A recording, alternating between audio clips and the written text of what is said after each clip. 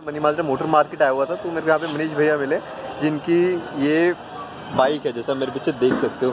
तो अगले मैं उनको फ्रेम में ले रहा हूँ, वो उस बाइक के स्पेसिफिकेशन बताएंगे, क्या क्या फीचर्स हैं, क्या कुछ है इसके बारे में। तो स्कॉट बाइक का चलो भैया बताना। जी हाय एवरीवन, एक्चुअली इसे हम ATV बाइक भी बोलते हैं और मेनली ये होती है ऑफ रोड्स के लिए। फर्स्ट ऑफ ऑल ये रोड्स पे अलाउड नहीं है, इसका RTO नहीं होता है, RC नहीं होती है, तो रजिस्ट्रेशन इसकी नहीं होती, इसलिए it's not allowed on the roads. तो ये बेसिकली ऑफ रोड है, जहाँ पे भी आप कहीं पे स्नो एरिया में जाते हैं, कई बार हम मनाली जाते हैं या हम बीच वाले एरिया में अगर हम गुजरात जाएं, केरला जाएं, तो वहाँ पे इजीली फाइंड आउट हो जाती हैं ये।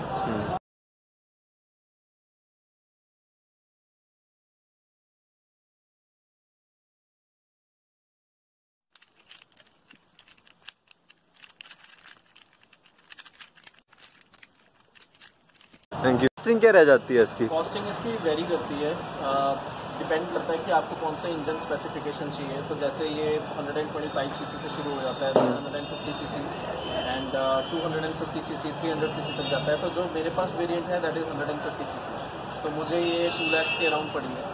एंड मतलब शिप करवाई थी मैंने, I have ordered it from somewhere else, तो यहाँ पे ही शिप हुई थी मेरे पास। ठीक है। तो मेरे एक नोन है चंडीगढ़ में, उनका काफ़ी अच्छा शोरूम टाइप है जहाँ पे वो bicycle, electric bikes and all that सब में डील करते हैं। ठीक है भैया। किया मैंने और उन्होंने मेरे को यहाँ पे शिफ्ट करवा दिया। तो यस, मतलब 2 लाख से लेके 3.5 लाख 4 लाख तक ये आपको मिल जाती है, डिपेंड करता है कि आपको मॉडल कौन सा। ठीक है भैया। और जैसे इसको BHP में अगर कन्वर्ट करें, जैसे हम कारों को देखते हैं ना कि BHP में होता है, CC टू BHP भी कन्वर्ट होते हैं, तो कितने BHP कितने पावर की हुई है? इक्वलेंट टू बाइक है। तो मतलब जैसे अगर आपकी कोई भी आप 125 सीसी 150 सीसी की अगर आपको बाइक लेते हो तो 8 BHP 9 BHP जो हॉर्स पावर होती है, 10 BHP होती है, इट्स सेम। तो बट इसका जो ट्यूनिंग है वो इस हिसाब से की होती है कि पावर मोड में होता है। तो हमें जनरली जब हम किसी फ्रिक्शन वाले उसमें एरिया में जाते हैं, जैसे बीच पे चले गए या फॉरेस्ट में चले गए, तो हमें वहाँ पे पावर की जरूरत होती है। लाइक हम जैसे ट्रैक्टर होता है कहीं पे नहीं रुकता, ट्रेन होती है, उनकी एक तो ट्यूनिंग है वो अलग है। तो उसकी सेम ट्यूनिंग इसी हिसाब से होती है कि कहीं पे भी हमें स्लोप एरिया में या टिल्ट एरिया में जाना है या हाई एंड एरिया में जाना है, तो उस हिसाब से इसका इंजन।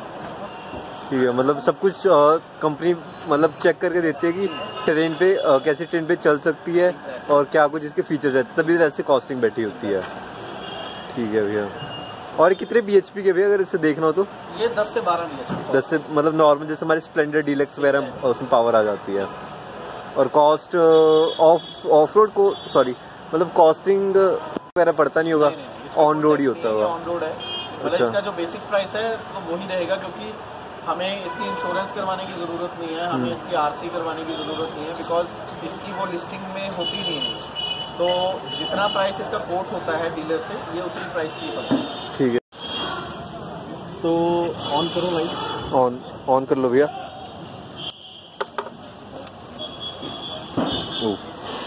ये कौन सी लाइट्स है?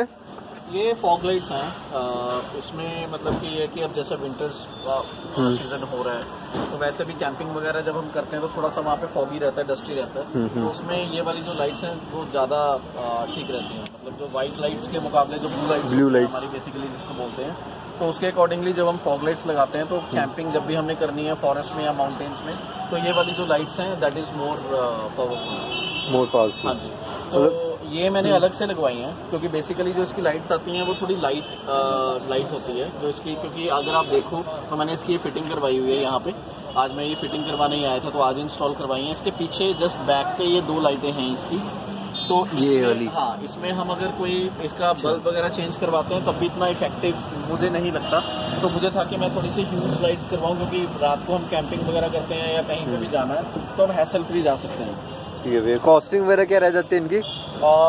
इसकी ATV की जो कॉस्टिंग है ओवरऑल की वो 2 लाख से शुरू हो जाती है, और मतलब ये कहाँ तक जाती है? और वेरी करता है, 3.5 लाख 4 लाख तक भी जाती है। वो डिपेंड करता है कि आपकी इंजन स्पेसिफिकेशन है, इंजन कितने सीसी का आप बाय कर रहे हो। आप 150 सीसी ले रहे हो, 200 सीसी ले रहे हो, तो ये 150 सीसी है, तो ये 2 लाख से शुरू हो जाता है। 152 कहाँ तक जाता है? और ये जाता है 4 से 4.5 लाख तक। 150 CC2 जाता है ये 300 सीसी तक। 300 सीसी तक नॉर्मल बाइक। उसके बाद रिक्वायर्ड भी नहीं होता क्योंकि बहुत ज़्यादा पावर होती है उसमें, बहुत ज़्यादा। यही इसका जो पावर है ये मैंने टेस्ट किया था, मेरे एक फ्रेंड के पास चंडीगढ़ में ऑलरेडी था, तो मैंने ऑलरेडी टेस्ट किया था जब हम कैंपिंग पे जाते थे, तो इसकी मुझे पावर सफिशिएंट लगी। जहाँ पे भी हमने जाना है, आप सिंगल राइडर हो तो आपको कहीं पे भी जाना है, कुछ अगर आपको सामान इसमें कैरी भी करना है, क्योंकि इसमें ये एडिशनल नहीं लगता जो इसका, अगर आप कैरियर देखो फ्रंट एंड बैक वाला, तो ये इसमें कैरियर ऑलरेडी इंक्लूडेड रहता है। ऑलरेडी इंक्लूडेड रहता है। तो मैंने ऐसा कुछ नहीं एज सच करवाया, सिर्फ this is the first time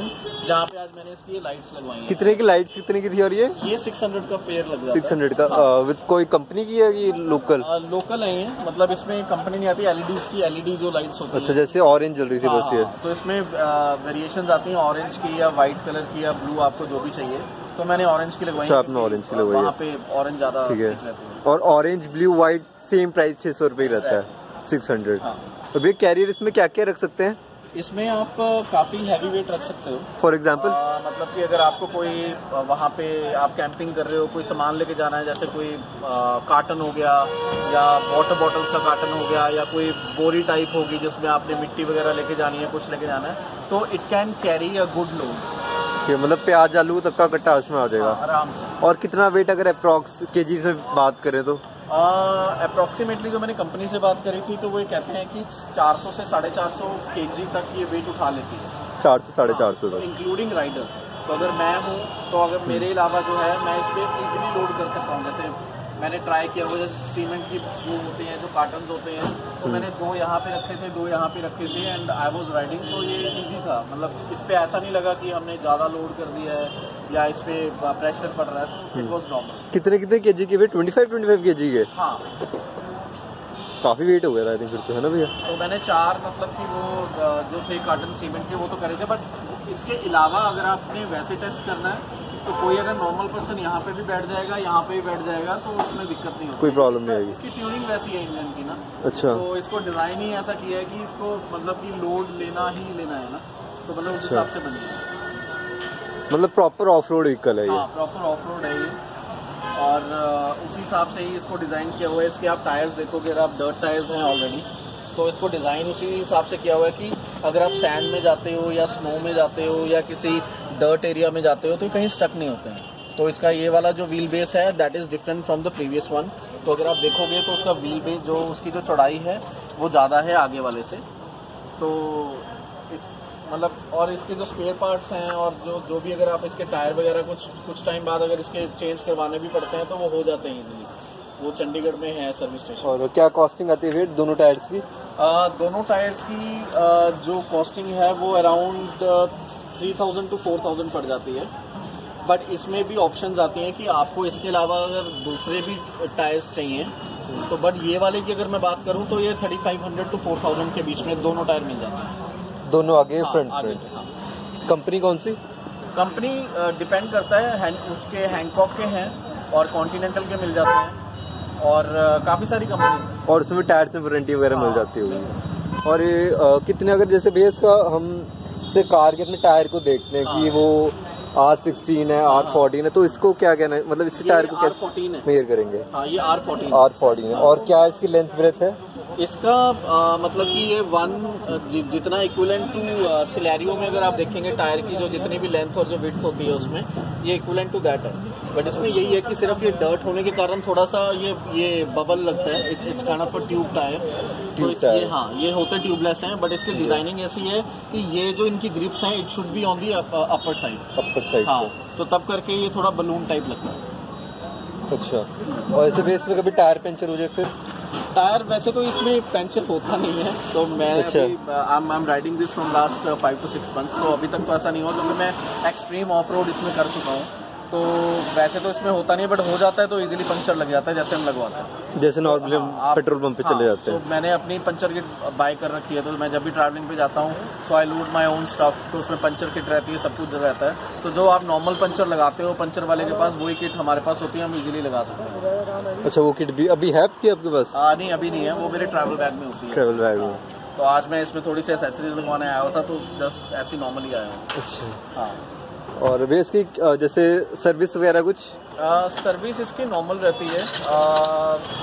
1800-1900 के अराउंड रहती है इसकी सर्विस, जितनी टोटल इंजन ऑयल है इसमें। इंजन ऑयल इसमें 3 लीटर का इंजन ऑयल डल जाता है, तो उसी की कॉस्टिंग आपकी 800-900 हज़ार रुपये पड़ जाती है। बाकी लेबर लूबर मिला के आपको 2000 से ज़्यादा सर्विस इसकी जाती नहीं, और साल में एक ही सर्विस रिक्वायर्ड है आप, क्योंकि it is specially design two of road. तो अगर आप ऑफ रोड करोगे ऑब्वियसली वो हार्ड राइड होगा, तो हार्ड राइड के हिसाब से भी अगर आप वंस इन ईयर इसकी सर्विस कराते हो so that is more sufficient.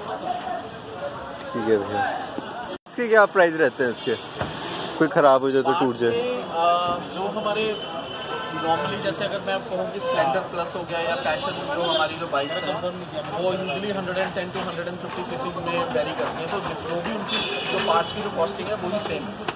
कोई मतलब जैसे अगर इसकी फेंडर वगैरह तो चलो इसका कुछ है नहीं, अगर कुछ टूट जाए तो कितने तक का? बेस्ट पार्ट इज जो ऑफ रोडिंग इसमें है कि इसमें ये फाइबर है दैट इज वेरी फ्लेक्सिबल। ये फाइबर इसमें, हाँ, इसमें ऐसा कुछ ब्रेक होने वाला होता नहीं है, क्योंकि ये बहुत ज्यादा फ्लेक्सिबल होता है, जो कि शॉक एब्जॉर्ब कर सकता है। ठीक है भैया, आप हाँ किसी भी झटके में जा रहे हो, कहीं पे भी जा रहे हो, तो इसको कुछ होता नहीं, कुछ नहीं होता लग रहा है। मतलब it's kind of a one time investment frankly speaking इसमें, क्योंकि हमें कुछ भी अलग से अपनी तरफ से लगवाना नहीं है, सब कुछ लगाया आता है। हाँ, but if you want to design in some other ways, मेरे कुछ फ्रेंड्स हैं उन्होंने इसकी शेड भी बनाई हुई है, मतलब यहाँ से यहाँ, अच्छा, ऊपर से उन्होंने काइंड ऑफ शेड ऐसी बनाई है ताकि रेनी सीजन हो या कहीं और थोड़ी प्रोटेक्शन चाहिए तो उसका ये पूरा ऐसे करके कवर बन जाता है। हाँ, इसमें आराम से वो शेड में आ जाते हैं। तो मेरा अभी ऐसा फिलहाल ऐसा कोई प्लान नहीं है, so I am happy with it as it is. और फिर शेड की क्या कॉस्टिंग आ जाएगी? उसकी नियरली रहती है 15,000 और कुछ 15। और वो किसी कंपनी का आएगा? नहीं, वो आप लोकल से आप कांटेक्ट कर सकते हो, तो उसका एक एग्जैक्ट फ्रेम बनता है, उसी हिसाब से डिजाइन करके देते हैं वो। तो बाहर से आप वेंडर से कहीं से भी मिरर वगैरह, ग्लास वगैरह जो भी लगवाना है आप लगवा सकते हैं। मतलब खुद ही जैसे हम कार मॉडिफिकेशन कराते हैं वैसे इसका नॉर्मल हो जाएगा। ये मोटर मार्केट ही है, मनी मार्केट, तो जो इनके स्पेयर पार्ट्स वगैरह में जो चीजें होती हैं जो अवेलेबल हैं, सो वी कैन, मतलब दुकान पे आराम से मिल जाएगी। और वे पीछे 2 टायर की क्या कॉस्टिंग रहती है? इसकी रहती है 4,500, 2 टायर। 2 टायर 4,500। और कंपनी आपने कुछ मेरे को बताई थी जैसे? हैंकॉक मिल जाता है, कॉन्टिनेंटल मिल जाता है। कॉन्टिनेंटल, बस यही दोनों मिलते हैं। ठीक है भैया।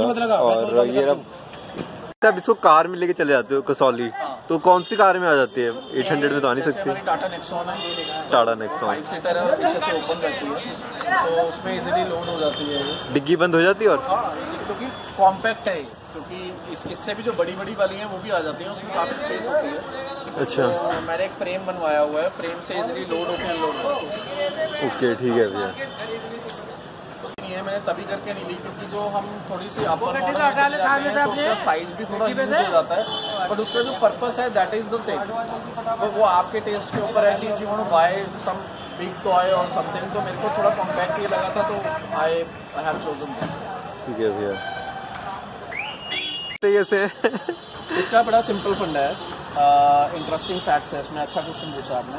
तो सिंपल, जैसे हमारी ये लाइट वाला जो है ये सेल्फ स्टार्ट आता है, इस पर किक नहीं है, तो इसमें हमारी जो सेल्फ है, लाइक जो आपकी जो नॉर्मल बाइक में है, ये स्टार्ट हो जाता है। और उसके बाद we have a power gear, ये हमारे गियर है, यहाँ पे गियर शिफ्ट है। अगर आप देखेंगे यहाँ पे ये वाला, इसमें हमारे 2 गियर्स ही होते हैं, एक फ्रंट जाता है, अच्छा, और एक रिवर्स जाता है। ठीक है, बस पहला गियर क्लच छोड़ के डाला चल जाएगी। हाँ, तो इसमें यही चीज़ रहती है। ये हमारी जो रियर है ये विद डिस्क हमें मिलता है इसमें, तो इसमें डिस्क लगी हुई है। अच्छा, ये डिस्क यहाँ पे है फॉर इंस्टेंट ब्रेकिंग। और चेन सिस्टम आप देख सकते हो कि बाइक की तरह ही दिया हुआ है। जो इसकी चैसी है बहुत सॉलिड बनाई हुई है, उस हिसाब से कि अगर आप ऑफ रोड करते भी हो, अगर आप किसी एक लिमिटेड हाइट से अगर आपकी ऑफ रोडिंग गिर भी जाती है, अगर आपकी ATV कहीं से हो भी जाती है, जंप भी हो जाती है, तो इसमें इतनी कैपेसिटी है कि उसके शॉक को ये अब्जॉर्ब कर लेता है। ये चैसी है मतलब इसमें? हाँ, मतलब ये जो नीचे है सारी जो फ्रेमिंग है, अगर आप ये देखेंगे यहाँ पे, तो ये बहुत सॉलिड आयरन है ये वाला, जिसके ऊपर इसको टिकाया हुआ है ना। तो इसके ये 2 शॉकर हैं दोनों साइड पे, अगर आप देखो। ठीक है। और इसकी जो प्रॉपर फ्रेमिंग, मतलब ट्रिपल कोटिंग होती है इसमें। अगर आप देखो, ये भी रॉड्स हैं, ये भी रॉड्स हैं, ये भी रॉड्स हैं, ये भी रॉड्स हैं, सारी जगह रॉड्स। हाँ, तो मतलब आप वरी फ्री आप जा सकते हो। आपको ये नहीं है कि यार मैं यहाँ से जाऊँगा कहीं ये ब्रेक ना हो जाए, कुछ नहीं है। तो बहुत हैवी आयरन जो है मटेरियल है, ऊपर वाला सारा फाइबर है, बिकॉज इसको मतलब ऐसा ही जो डिज़ाइन है यही होगा, क्योंकि हम कहीं पे भी जाते हैं तो ये चीज़ बॉडी वेट बहुत डिपेंड करता है ना, तो ये फ्लेक्सिबल होना बहुत जरूरी है। ठीक है भैया, चलाने में आसान है, कोई भी फर्स्ट टाइम में चला लेगा। हाँ चला लेगा, थोड़ा सा ये चाहिए इसमें, थोड़ी सी हमें थोड़ा जजमेंट देखना है कि क्या है, क्योंकि 4 व्हील है तो हमें थोड़ा जब हम टर्न करते हैं तो थोड़ा सा, अगर जो फर्स्ट टाइम राइडर है तो उसको ऐसा लगता है कि मैं इधर को गिर ना जाऊँ या कुछ भी है, तो वो थोड़ी सी जजमेंट होती है, but otherwise it's a very fun ride. अच्छा, और भैया टेल लाइट इसमें जला के, अच्छा इंडिकेटर नहीं है, इंडिकेटर भी है, इंडिकेटर बैक का नहीं है, अच्छा बैक का। एक्चुअली में इसके इंडिकेटर ये साइड पे है, ऑफ रोडिंग कर रहा था तो गिरा हुआ है, बट मैंने रख दिया, मैंने सर्विस इसकी भी होने वाली, अच्छा लग रहा था भी टूटा हुआ। तो ये चार साइड ये इंडिकेटर मिल जाते हैं। सामान वैसे मतलब सस्ता ही है इसका। हाँ, spare part is very easy, इसका ऐसा नहीं है कि आपको हाई मेंटेनेंस है या इसमें आपको कुछ ऐसा करना है कि बाहर से स्पेयर पार्ट आपको मंगवाने हैं, कुछ भी है तो ऐसा कुछ नहीं है, ये इजीली अवेलेबल स्पेयर पार्ट्स हैं, anybody can touch this engine, तो मतलब इसके कोई भी मैकेनिक आराम से कर देगा इस पे। तो और अच्छी बात यही है, अगर इसका इंजन ऐसा होता कि जिसके समझ में ना आए तो उसका सर्विस के टाइम पे थोड़ा सा ऐसा ध्यान चला जाता है कि हम सर्विस कहाँ से करवाएंगे, बट अदरवाइज इट्स गुड। ठीक है भैया, और इसमें कितने वो पेट्रोल कितना आ जाता है भैया? इसमें 3.5 लीटर आ जाता है, 3.5 लीटर का पेट्रोल, और मतलब एवरेज वाइज भी अगर आप लोकल रोड पे भी लेके जा रहे हो तो दैट्स गुड, तो इसमें ऐसा नहीं है कि कम एवरेज है इसकी, तो एवरेज ही इसकी अच्छी है। एवरेज कितनी इसकी है 40 प्लस एवरेज है, मतलब जैसे कार में होता है 40 तक चलाओ तब माइलेज देती है वो जाके, इसमें ऐसा नहीं है, इसमें जितनी बड़ी स्पीड पे 40 से कम देगी नहीं ना 40 से ज़्यादा। अच्छा, मतलब चाहे 50-60 पे चला लो। टॉप स्पीड क्या रहती है? और इसकी टॉप स्पीड इसमें होती है 90 की, 90। यहाँ पे इसकी जो स्पीड दी हुई है, एक आरपीएम है, एक स्पीड है, तो इसका 80 तक का दिया हुआ है स्पीड, एक 50 दी हुई है, ये आरपीएम हो गया। हाँ, और ये स्पीड होगी इसकी 80 की। तो नॉर्मल जितनी आपकी बाइक रन करती है 80 की स्पीड पे, ऐसे स्प्लेंडर है या हीरो पैशन है या कोई भी बाइक प्लेटिना रोड्स पे इजीली जाती है। ठीक है भैया, और क्या क्या इसमें दे रखे ऊपर? ये चौक दे रखी है? ये मैंने अभी लाइट्स का स्विच लगाया है, तो मैंने स्विच के थ्रू किया हुआ है, तो फिर भी जला के दिखाना। हाँ, अच्छा, यहाँ से लाइट्स ऑन होगी। ठीक है भैया, तो वैसे इसकी लाइट कहाँ सी है भैया? और वैसे वाली लाइट जलाना भी दूसरी? वैसे दूसरे वाले मैंने बल्ब इसके रिमूव करवा दिए हैं। अच्छा, वो हट गए, बैटरी पे लोड पड़ता है, अदरवाइज इसका स्विच यहीं पे है इजीली, जो इसका जो विद मैन्युफैक्चरिंग है, तो जिसमें ये जो टेल लाइट जो ऑन हुई है यहाँ, यही स्विच है तो इसका। हाँ, जो मेन आपका जो बाइक का जो हैंडल है वो प्रॉपर वैसे डिजाइन किया हुआ है, ये आपका इंडिकेटर्स का आ गया, ये इंजन ऑन ऑफ का आ गया है, ये आपका ब्रेक का क्लच का काम यही करता है। ठीक है भैया, तो इट्स गुड। यहाँ से लेफ्ट साइड से बंद होता है इंजन की स्विच, राइट साइड दे रखा होता है नॉर्मली, और यहाँ पे इसकी चाबी है, भी नॉर्मल से स्टार्ट हो जाएगी, मतलब जैसे सेल्फ स्टार्ट। एक बार करी दिखाना भैया, ये इसका सेल्फ है, ये सेल्फ हो गया यहाँ पे। अच्छा, ये रेस ये है, रेस इसका ये है, it's a very interesting fact, इसका जो एक्सेलरेशन है वो यहाँ पे दिया हुआ है। ठीक है, और ये फिर हैंडल सिर्फ पकड़ने के लिए है? सिर्फ पकड़ने के लिए, और ये आगे की तो ब्रेक की होगी। चलिए टेल्डन व्लॉग को एंड करते हैं। आशा करता हूँ वीडियो आपको पसंद आई होगी, और अगर वीडियो पसंद आई जरूर से इस वीडियो को एक लाइक, एक थम्स अप देना, और मेरी वीडियो को शेयर करना, और साथ ही साथ चैनल को सब्सक्राइब करना ऐसी और सारी वीडियोस देखने के लिए। Weight by.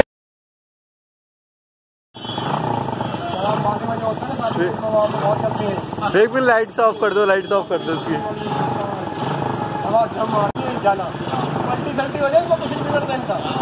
बनी उस हिसाब से। चलो ठीक है, थैंक यू सो मच। ले चले 2 दिन आगे लेट आए तो